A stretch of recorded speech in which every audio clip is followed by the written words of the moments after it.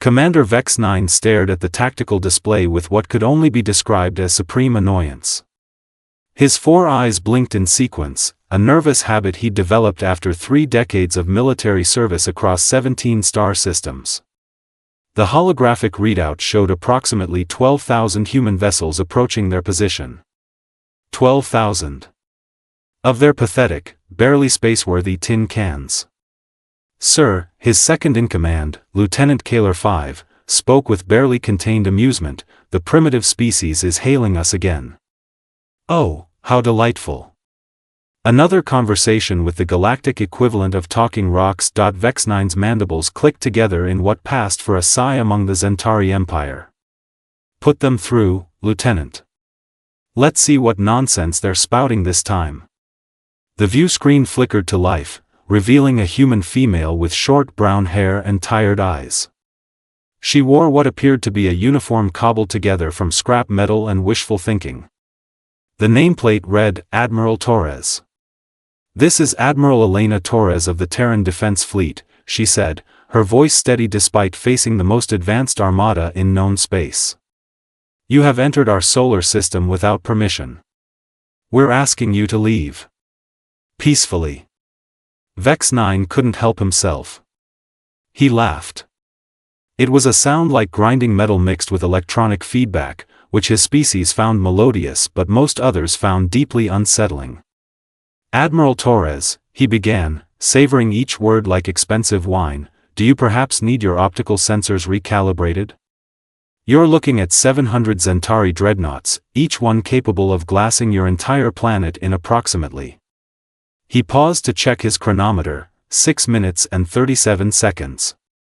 Torres didn't even blink. I can count just fine, Commander. The question is, can you? What an odd response. Vex-Nine's tactical officer, a young Zentari named Quintu, leaned forward at his station. Sir, our sensors are detecting some kind of interference. The human vessel count keeps fluctuating. Fluctuating how? Vex-Nine asked, though he was still focused on the human admiral's remarkably calm demeanor. Most species would be broadcasting surrender terms by now. Or screaming. Definitely screaming. Well, sir, one moment we read 12,000 ships, then 14,000, then. Sir, the number just jumped to 28,000. Now that was impossible. Vex-Nine had studied human technology extensively before this invasion. Their fastest ships could barely achieve half light speed. Their weapons were chemical explosive based. Their shields were, well, they didn't have shields. They had what they optimistically called armor plating, which was essentially the galactic equivalent of wearing paper bags for protection. Lieutenant Kaler 5, run a full sensor sweep. Something's interfering with our readings. Already on it, sir. But sir, you're going to want to see this. The main tactical display updated, and Vex-Nine felt something he hadn't experienced in years, genuine confusion. The human fleet wasn't just growing in number. The ships themselves were changing, where moments ago he'd seen primitive vessels held together with what appeared to be literal tape and determination, now his sensors showed something else entirely. The ships looked the same from the outside, but the energy readings, those were all wrong.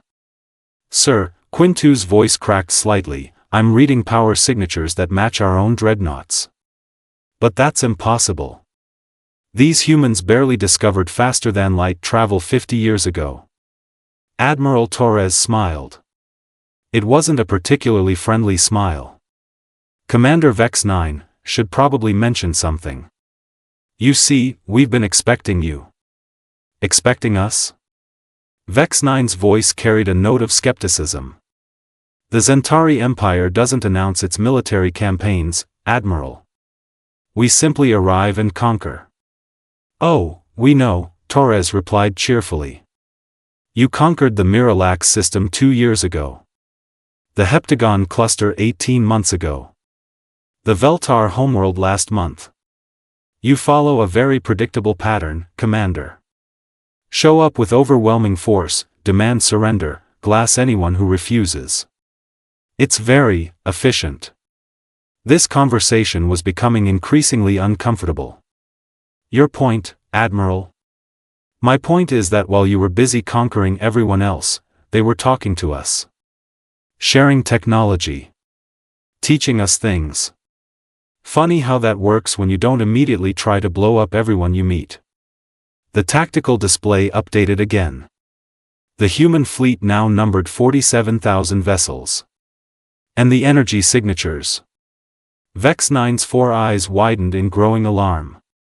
Lieutenant, are you telling me those ships are equipped with Miralax stealth technology? And heptagon shield matrices, sir. Plus what appears to be Veltar quantum weaponry. But that's... Vex-Nine paused, his tactical mind finally catching up to the situation. That's impossible. Those species barely had time to teach you basic engineering principles before we conquered them. Torres leaned back in her command chair, and her smile grew wider. Commander, you've made a fundamental error in your understanding of humanity. You assumed we're slow learners. You are slow learners. Your species took 3,000 years to achieve spaceflight. Most civilized species manage it in 800. True, Torres agreed. But here's the thing about humans, Commander. We don't just learn things. We improve them. The tactical display updated one final time. 63,000 human vessels, each one showing energy signatures that exceeded even Zentari military specifications. You see, Torres continued conversationally, when the Miralax refugees told us about their stealth technology, we didn't just copy it. We made it better. When the heptagon survivors shared their shield designs, we enhanced them. When the last Veltar scientists taught us about quantum weaponry, well, let's just say we got a little creative. Vex-Nine's mandibles clicked rapidly, a sign of extreme agitation among his kind. Admiral, are you attempting to intimidate the Zentari Empire with technological impossibilities? Oh, Commander, Torres laughed, and it was a sound both warm and terrifying. I'm not attempting anything. Our sensor readings show 700 Zentari dreadnoughts in our solar system. You're outgunned approximately 90-1. That's not how mathematics works, Admiral. Isn't it? Torres tilted her head. Tell me, Commander, in all your military campaigns, have you ever faced an enemy that learned from your previous victories? Vex-Nine paused. It was a good question. The Zentari Empire's strategy relied on speed and overwhelming force. Strike before the enemy could prepare. Conquer before they could adapt. It had worked flawlessly for 3 centuries. I thought not, Torres said softly. You know what the really funny thing is, Commander? We actually tried to warn you. Warn us. 3 months ago, we sent diplomatic envoys to the Zentari homeworld. They wanted to negotiate. Maybe find a way to coexist peacefully. Your response was to arrest them as spies and sentence them to death. Ah. Yes. Vex-Nine remembered that incident. A minor diplomatic inconvenience. Those weren't diplomats, Admiral. They were clearly advanced scouts for an invasion force. They were school teachers, Commander. A xenobiologist, a cultural anthropologist, and a peace studies professor. But you're right about one thing. They were gathering intelligence. I knew it. They were learning about Zentari culture. Language. Military structure. Chain of command. They transmitted everything back to us before you executed them. The implication hit Vex-Nine like a cold meteor to the thorax. You've been studying us. For 3 months, yes. Did you know that Zentari military doctrine hasn't changed in 200 years? Same formations. Same tactics. Same communication protocols. Very efficient, but not very adaptive. Quintu looked up from his sensor station, his coloring shifting to pale green with anxiety. Sir, the human vessels are moving into attack formation. But it's not any formation in our tactical databases. Of course it isn't, Torres said, her voice carrying across the communication channel. We invented it specifically for fighting Zentari dreadnoughts. Vex-Nine's 4 eyes fixed on the tactical display. The human fleet was moving with precision that shouldn't have been possible. Their formation was unlike anything he'd ever seen, but his military instincts recognized it immediately. It was perfect. Every angle of attack covered. Every weakness in Zentari formation exploited. Admiral, he said carefully, what exactly do you want? What we've always wanted, Commander. For you to leave. Peacefully. And if we refuse? Torres' smile faded. When she spoke again, her voice carried the weight of 63,000 warships and 3 months of careful planning. Then, Commander Vex-Nine of the Zentari Empire, you're about to learn why everyone in this galaxy calls us the worst species they've ever encountered. The silence stretched across space like a taut wire ready to snap. Commander Vex-Nine stared at Admiral Torres, his tactical mind racing through possibilities. 700 Zentari dreadnoughts versus 63,000 human vessels. The mathematics were simple, even if the technology seemed impossible. Admiral Torres, he said finally, you're bluffing. No species advances their technology that rapidly. It violates every principle of scientific development. Torres raised an eyebrow. Does it? Lieutenant Kim, please show the commander our little demonstration. A new voice came over the comm channel, young and cheerful. Yes, ma'am. Commander Vex-Nine, this is Lieutenant Maya Kim aboard the UES Determination. We've prepared a small showcase for your viewing pleasure. On the tactical display, one human vessel broke formation. It was tiny compared to a Zentari dreadnought, roughly the size of a maintenance pod. The ship moved toward a nearby asteroid field with casual confidence. What exactly are we supposed to be observing? Vex-Nine asked, though his tone suggested he already dreaded the answer. Oh, you'll see, Lieutenant Kim replied with disturbing enthusiasm. Firing solution locked. Engaging enhanced Veltar quantum torpedoes in 3, 2, 1, the tiny human ship fired a single projectile. Vex-Nine watched with professional interest as the torpedo streaked toward the largest asteroid in the field. He expected a moderate explosion, perhaps enough to crack the rock into a few pieces. The entire asteroid field vanished, not destroyed. Not shattered.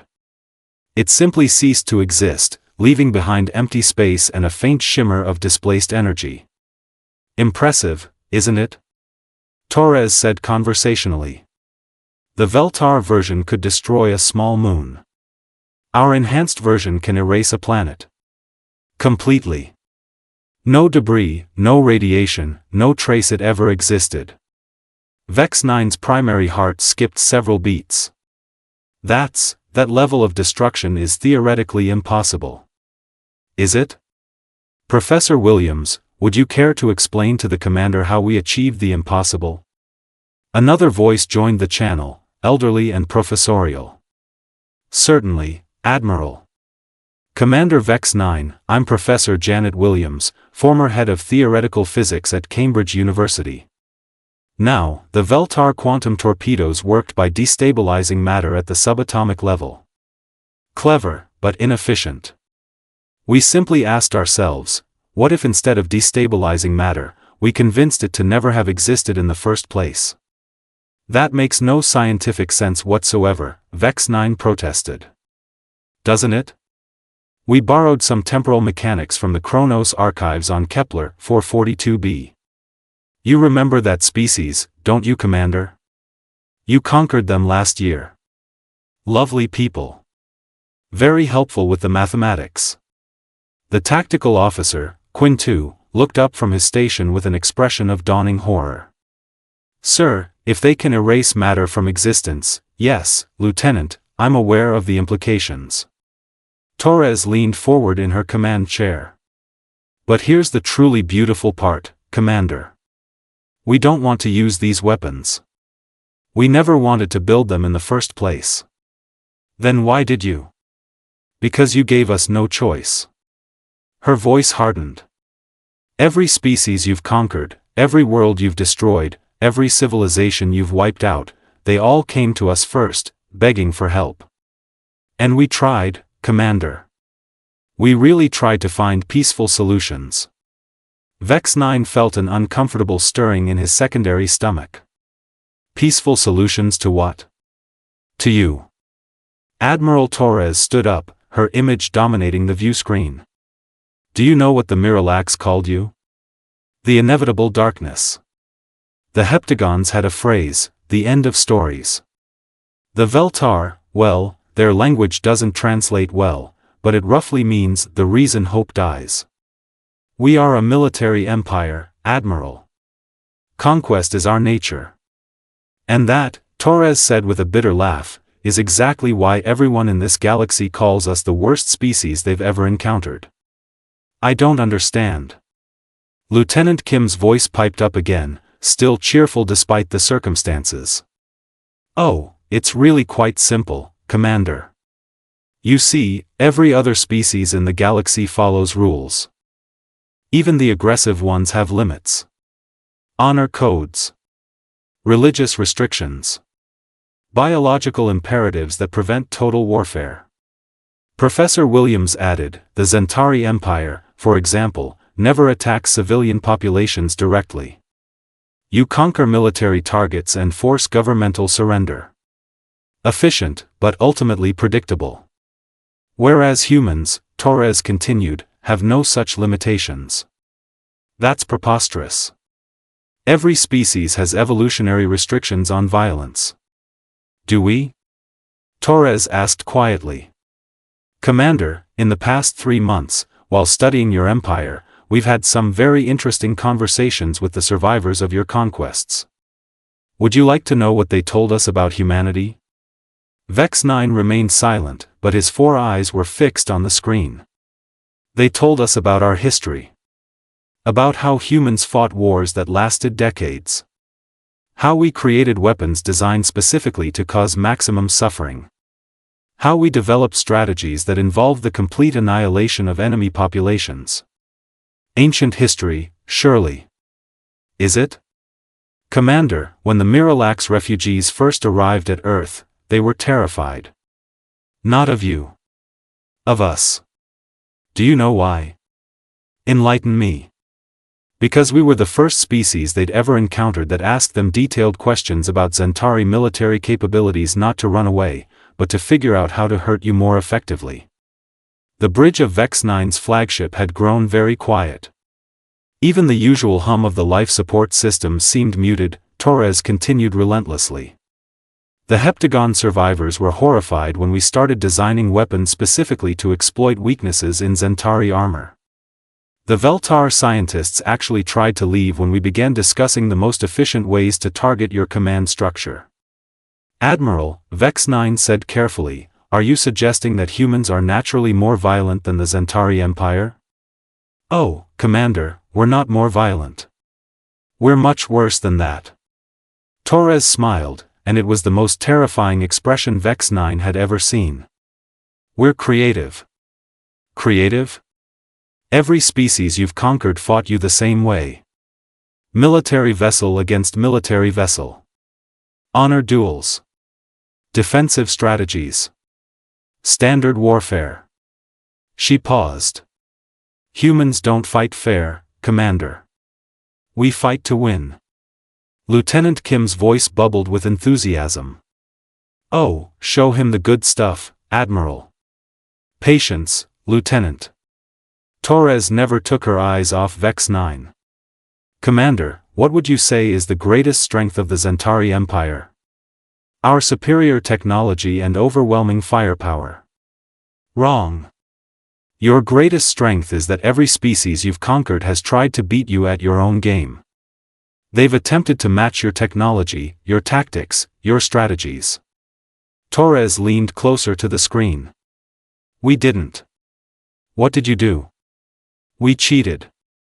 The tactical display updated again. But this time, it wasn't showing more human ships. It was showing Zentari vessels. Hundreds of them, scattered across dozens of star systems. Lieutenant Commander Vex-Nine called to his second-in-command, "Explain these readings." Commander 5's voice was barely a whisper. "Sir, those are our supply lines. Our reinforcement fleets.